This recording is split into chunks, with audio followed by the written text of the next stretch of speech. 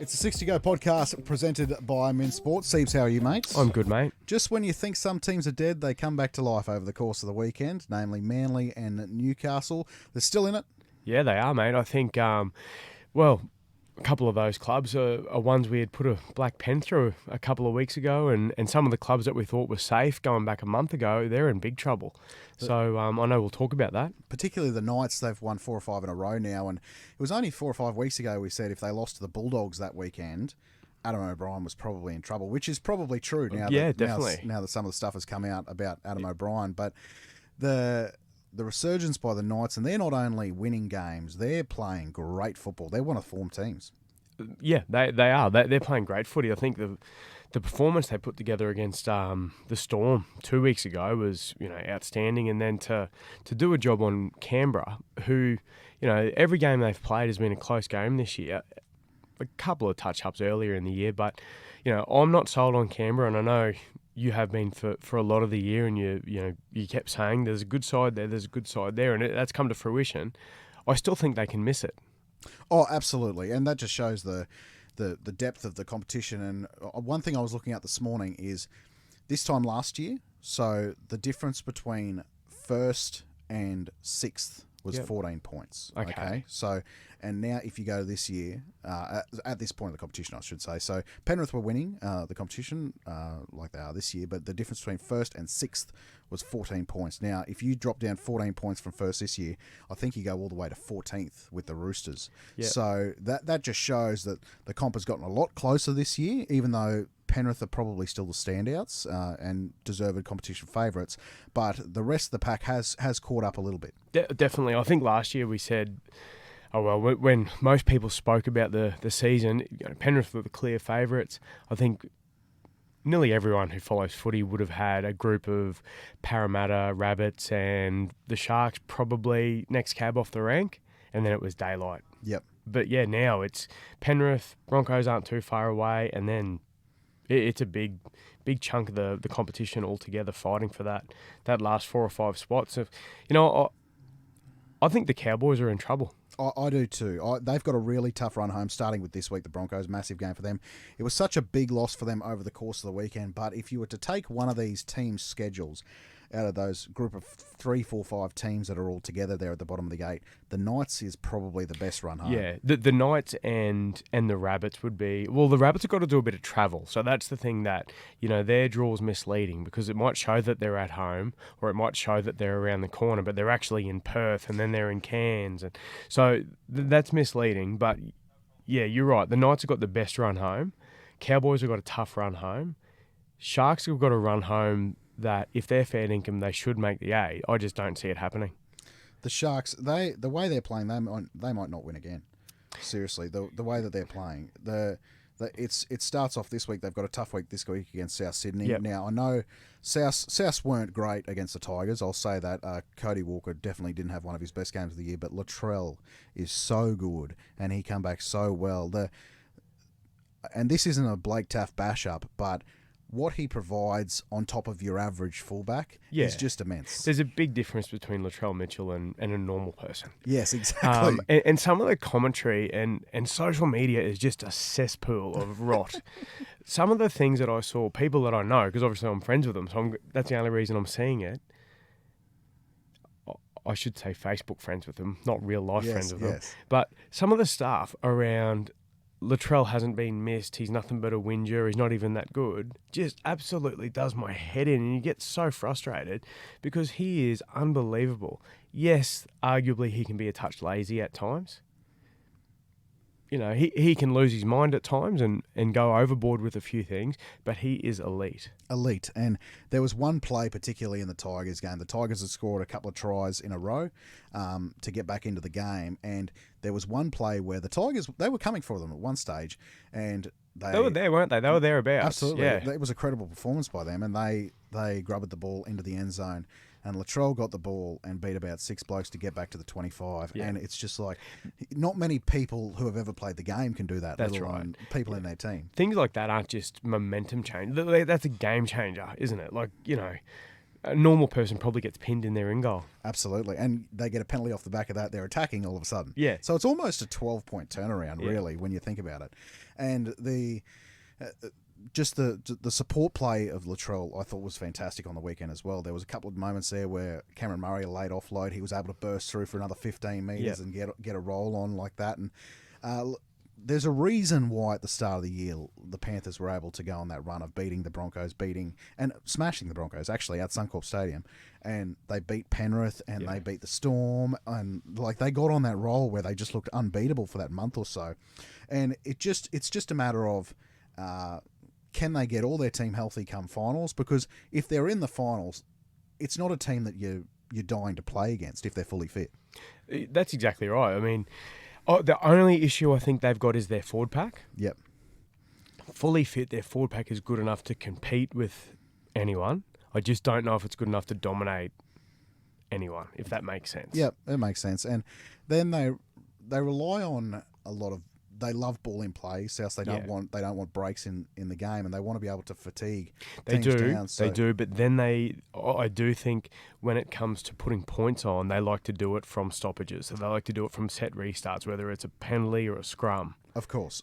But they love to get Campbell, Graham, Latrell, Cody. That's right. They get the back of that, and then they get like you said, they get the fatigue in the game, and they can pounce from there. And that's when Cook and Cameron Murray come into their own as well. Yeah, absolutely. Another game over the weekend, your boys, Parramatta, going down to the Storm. We should have had a coffee on this game. We should have, yeah. We should have. But, Melbourne off a terrible performance. It was never going to look good for Para. Look, I will say the news this week about Ryan Pappenhausen coming back is really cool. For him to come back and play Q Cup and play for the Sunshine Coast.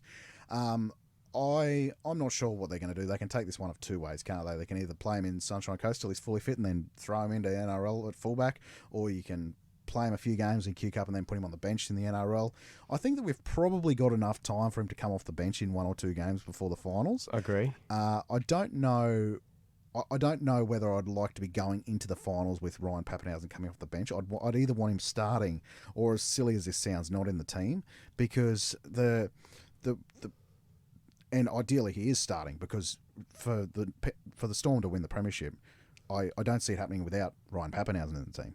Yeah, you're right, and I agree with that. And I think I'm just looking at the run home. They've got 1, 2, 3, 4, 5 rounds to go. So they would want to get 2 or 3 games of footy into him playing for the Falcons. Yeah. So who do they play in the last 2 weeks? So round 26, they have got, just bringing that back up, the Storm play the Titans. Titans. That could be the perfect game. Yeah, bring him back in off the bench, see how things go. Then round 27, they've actually got a tough game from memory. They've got the Broncos. Yep. So that's an either, depending on how he's going, it's to bite the bullet and start him, or again, bring him off the bench, because Melbourne have got a track record of playing a utility on the bench where they don't care if they don't use him. Yep. So, quite easily they could run with him there on the bench, give him 20 minutes against the 20 minutes against the Titans, extend it out to maybe a half against the Broncos, and then, Bellamy makes a decision from there. Does he go Meaney or Pappenhausen? Well, Nick Meaney becomes the utility then. He would do, yeah. Because I as good as Nick's been at fullback for the Storm, I can't find a place for him if Ryan Pappenhausen's starting. No, that's exactly right. Maybe on the wing, but... Again, Warbrick's he's going well now, so he's come a long way. And Warbrick, like his carries are fantastic. Yeah, that's right, and that's one of the big pluses that you get out of Warbrick. It's going to depend on how he goes at Q Cup level. Like, I mean, if he explodes out of the blocks, well, they've got to bring him back in, as quick as possible. Absolutely. If he battles away, he might not play NRL. Well, that is the possibility that we haven't talked about. What if he, like it was a pretty bad injury? Yeah, that's exactly right. There is a chance he doesn't come back anywhere near to his best. So there's a tough little period here for the Storm and Pappenhausen to see how he actually goes. So, I can't imagine him playing if he's not right. I agree, and there was rumours a couple of months ago that he might be back in a couple of weeks. So they've obviously taken their time with this. Yeah, that's it. Get it right. Storm aren't winning in a comp. Look, take this how you want, but they are not winning a comp with Marion Sevi and young Tanamapea in the centres. I agree. Simple as that. So I agree. Olam needs to find some form. Justin Olam does need to find some form, and he was dropped over the weekend, deservedly so, because that performance against Newcastle the week before was just one of the worst I've ever seen. He got exposed. Absolutely. I know Remus Smith's he's due back. Potentially, if Meany's okay, you could move Xavier Coates into the centres and Meany to the wing if they're not happy with Olam. That's an option. But yeah, I just can't see them going too far with those centres that they had on the weekend. Probably not. We will just mention the Cowboys. They lost to the Titans over the weekend. Really tough loss for them, and we spoke about this only last week. They were in a position where they can't really afford too many slip-ups against teams that they're expected to beat. Yeah. It would have been one thing if they lost this week to the Broncos and won yesterday. So the loss against the Titans, that's a really tough one. No Tino as well, and with all due respects, the Titans were there to be beaten. Of course they were, and you can't be up for that long. No. Like, the Cowboys have been up for that long. Penrith, they're the best team of the last... Am I exaggerating if I say last 20 years? Yeah, no. Even they drop games that they shouldn't drop every now and again. Yeah. So, yeah, that was coming for the Cowboys. The challenge is now, if they don't beat the Broncos this week, I know they go into a bye, which is obviously your free 2 points. Yes. But they're in trouble. I actually spent a bit of time doing some ladder predictor stuff last night. That's how exciting my night was. And I came up with that many variations on the top 8. It was ridiculous. And at no point did I go for ridiculous upsets either. It was... plausible outcomes. If I thought that, realistically, the way teams are going, if this team should win, that's who I selected. Yeah. And if it was a toss of the coin, I went through and did it once with one option. And then I spent 5 minutes clearing them out and going with the other option just to see how much of a difference it would make. And teams like the Cowboys, in 8 that I did, finished 5th. In one that I did, they finished 11th. Yeah. Just to give you an idea of, I think Manly and Newcastle were the other teams that they either jumped from 12th or they could finish as high as 6th. How crazy is it that draw early in the season with the Knights and Manly could actually come back to bite the Cowboys most of all, because both those teams are now only a point behind. Yeah, that's it. And I just think 31 is the maybe. If you get to 31, you might make it. If you get to 33, you definitely make it, because I think 32 is going to be the magic number. Yep, 32 with good for and against. Yeah, that's right. So that's why Canberra... If they win 2 games, they might make it. Yep. If they win 1 on the way home, there's no chance because their for and against is horrendous. Yep. They have to win 3 to be safe. Yes, that's correct. We'll take a break and come back with our top 5. We're doing the top 5 most improved players of 2023. So we'll take a break and be back.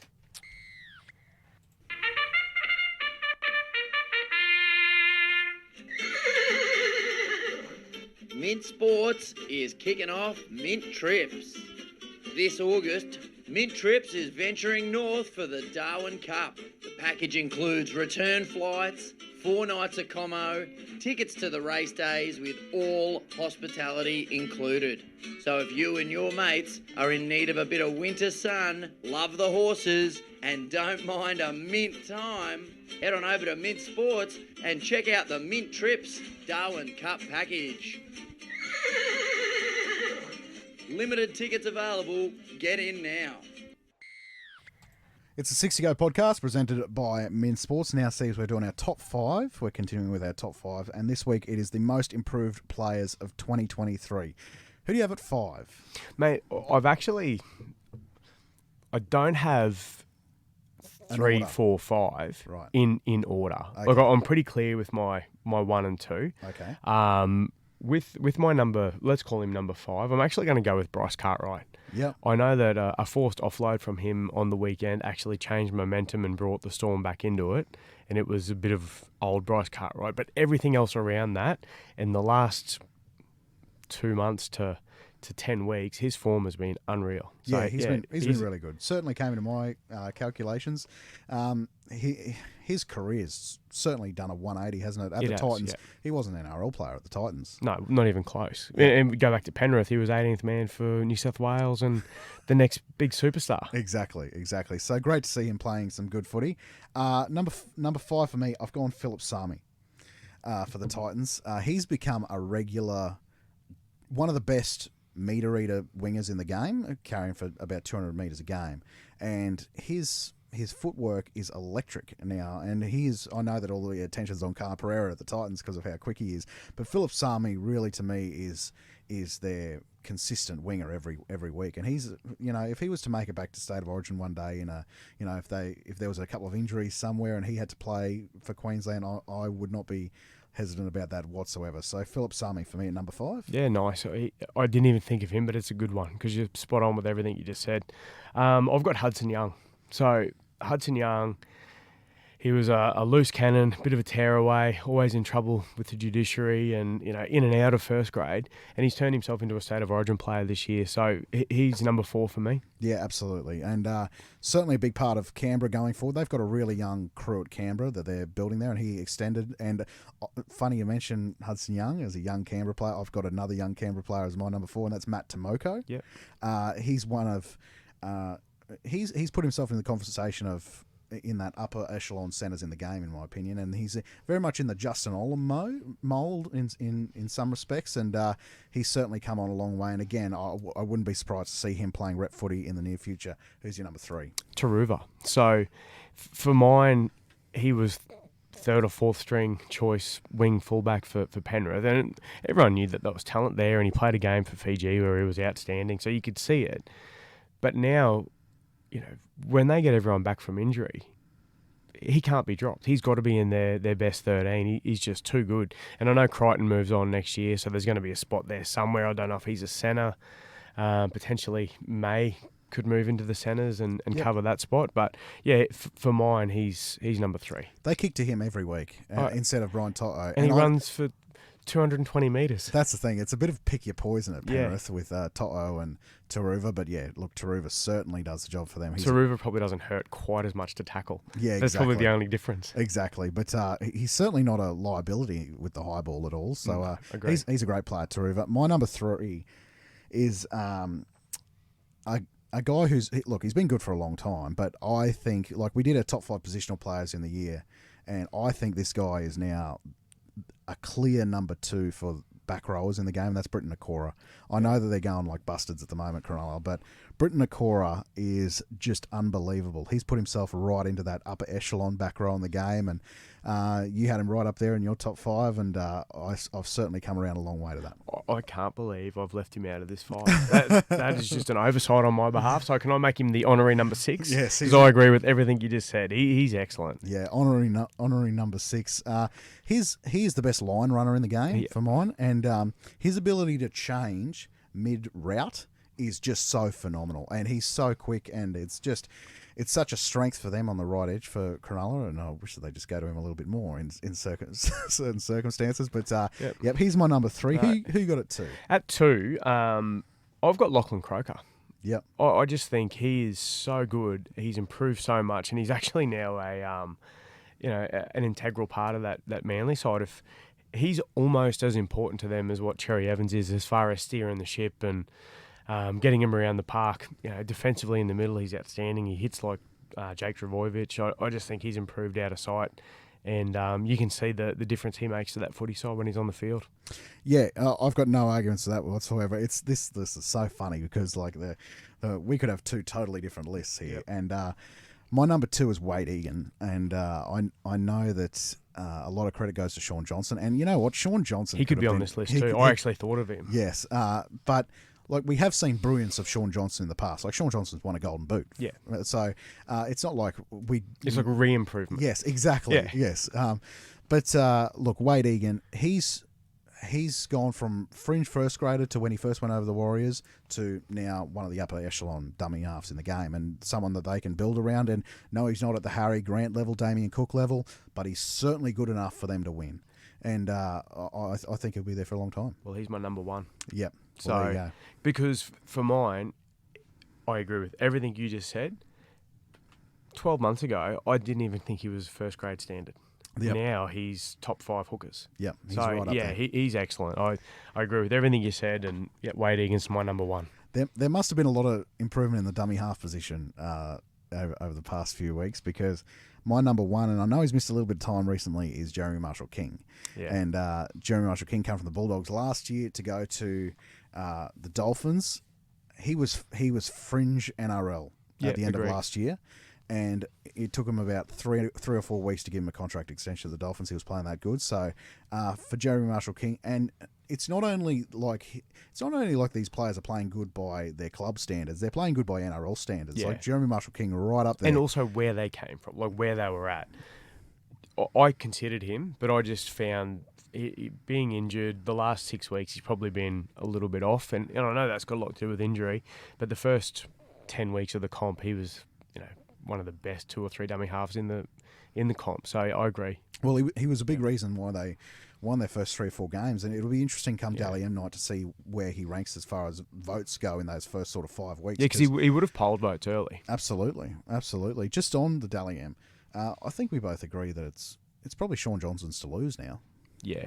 Look, if they win 3 of their last games, even if they win 2 of their last games, he's going to poll votes. So I just can't think of a win that the Warriors have had where he wouldn't have at least got something. Yeah, exactly. And there's a lot of talk about Payne Haas, which is deservedly so. But the thing about good teams, and you saw this happen a lot at the Storm when they had the big 3 there. They take points off each other, and they sabotage themselves. So the only difference now is with the new format of multiple votes counting towards it. Maybe that won't be Again, I'm going to contradict myself, but maybe it won't be as big of an issue as in the past, because you can still poll. You might get 3 2 points, or you might get a 3 points and a couple of 1 points. All of a sudden, you're ticking those points up each week. But again, if someone is a clear man of the match 2 or 3 weeks in a row, that's their tally goes through the roof then. Absolutely, and you're right about Sean Johnson. It's hard to think of a win where he doesn't have the try assists, or it's very much like Nico last year, whereas everything good chronology had flowed through Nico. So it's very easy to see Sean Johnson winning at the end of the year. Yeah, definitely. There could be a couple of smokies floating around that they jump out of the ground and someone goes on a run here late of 4 or 5 games. Well, is Dylan Edwards in consideration at Penrith? Like, cause I'm just thinking he's probably the only Panther to play every game, or nearly every game. So yeah, he definitely would have polled a lot of votes. That blokes like Crichton's had a career best year as well, so he would have stolen some votes here and there. And that Cleary and Yo are going to take a lot of votes off him during the year as well. But yeah, you're right, Edwards, especially early, he would have racked up a few. I'm just thinking about other teams like Harry Grant. I know is the leader for Melbourne, but I just don't see him being Sean Johnson. You look at Canberra, you probably think Jack White, and I just don't think he's polled enough to beat Sean Johnson. Canberra's had one of those years where there's been 6 or 7 guys that have been pretty good. Yep, exactly. It depends on the day. It does. Cowboys, I don't think they won enough games early to have a contender. Broncos, Haas, he's a champ. Walsh can't. He got that 3 games. But he would have suspension. taken votes off. He would have. Sorry, yeah, definitely. Callum Ponga's been outstanding. He's been really good. He could be a smoky. Hey, yeah.